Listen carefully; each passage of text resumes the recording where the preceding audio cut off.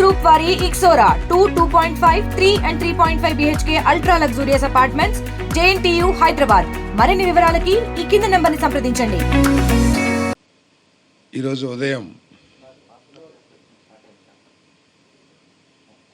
శ్రీ వరహాలక్ష్మీ నరసింహస్వామి దేవస్థానం సింహాచలంలో జరిగిన దుర్ఘటన చాలా బాధాకరం.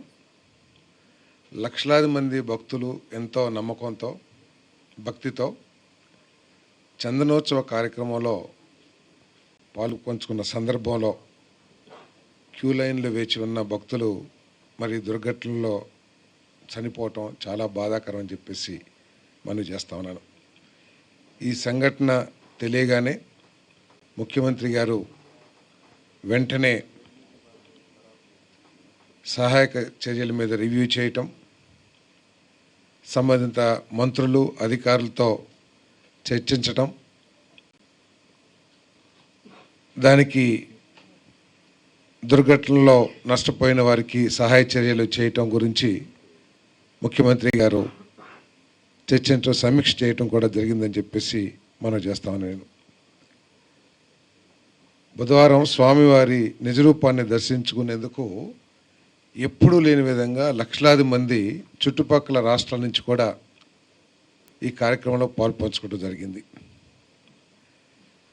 భక్తుల సౌకర్యార్థం కోసం కింద నుంచి పైదాకా కూడా క్యూ లైన్లోకి సమాంతరంగా ఒక గోడ నిర్మించడం జరిగింది. మరి ఎప్పుడూ లేనంత వర్షపాతం, పెద్ద పెద్ద ఉరుములతో కూడిన వర్షపాతం సడన్గా రావటం మూలంగా ఈ దుర్ఘటన జరిగిందని చెప్పేసి మనం చేస్తా ఉన్నాను. ఇది చాలా బాధాకరం. మరి ముఖ్యమంత్రి గారు వెంటనే స్పందించి సహాయక బృందాలని కానివ్వండి, NDRF టీమ్స్ని కానివ్వండి, కావాల్సిన అంబులెన్స్ కానివ్వండి, సహాయక చర్యల్లో పాల్పంచుకునే రేట్లు వాటన్నిటిని కూడా తగు ఆదేశాలు కూడా ముఖ్యమంత్రి గారు వెంటనే ఇవ్వటం జరిగిందని చెప్పేసి కూడా మనం చేస్తా ఉన్నాం.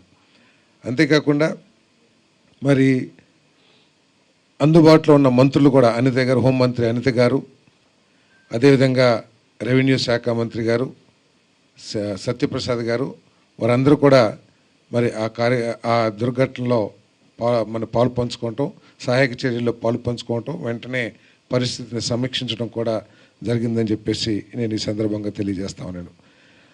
మరి ఈ గోడ కూలిన ఘటనపై 3 అధికారులతో 3 మెన్ కమిటీని కూడా మరి విచారణ చేయటానికి మన ముఖ్యమంత్రి గారు కమిటీని ఏర్పాటు చేయడం జరిగింది. Principal secretary municipal administration principal secretary Suresh Kumar గారు, ఆకే రవికృష్ణ గారు, చీఫ్ ఇంజనీర్ ఇరిగేషన్ డిపార్ట్మెంట్లో కూడిన కమిటీ మరి 72 గంటల్లో నివేదిక ఇవ్వాలని చెప్పేసి కూడా ఆదేశించడం జరిగిందని చెప్పేసి మనం చేస్తా ఉన్నాను. మరి చనిపోయిన వారి కుటుంబాలకి ఒక్కొక్కరికి 25 లక్షల రూపాయలు, గాయపడిన వారికి 3 లక్షల రూపాయలు కూడా మరి రాష్ట్ర ప్రభుత్వం తరఫున ముఖ్యమంత్రి గారు ప్రకటించడం జరిగిన విషయాన్ని కూడా నేను తెలియజేస్తా ఉన్నాను. మరి బాధిత కుటుంబ సభ్యులకి దేవాదాయ శాఖ పరిధిలో అవుట్సోర్సింగ్ విధానంలో ఆ కుటుంబ సభ్యులకి ఉద్యోగ అవకాశాలు కల్పించాలని చెప్పేసి కూడా మరి ఆ శాఖ అధికారులని ఆదేశించడం జరిగిందని చెప్పేసి మరి తెలియజేస్తా ఉన్నాను.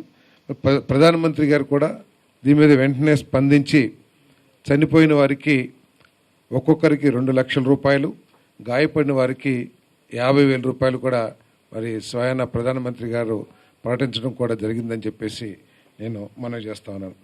మరి మరోవైపు గోడ కూలిన ప్రదేశంలో శిథిరాలని వెంటనే తొలగించడం కోసం ఎక్విప్మెంట్స్ని, పోలీస్ డిపార్ట్మెంట్ని అందరినీ కూడా వినియోగించి అక్కడ ఎటువంటి తర్వాత కార్యక్రమాలకి, దేవాలయ కార్యక్రమాలకి ఎటువంటి ఆటంకం లేకుండా కూడా మరి చర్యలు తీసుకోవడం జరిగిందని చెప్పేసి మనం చేస్తాను.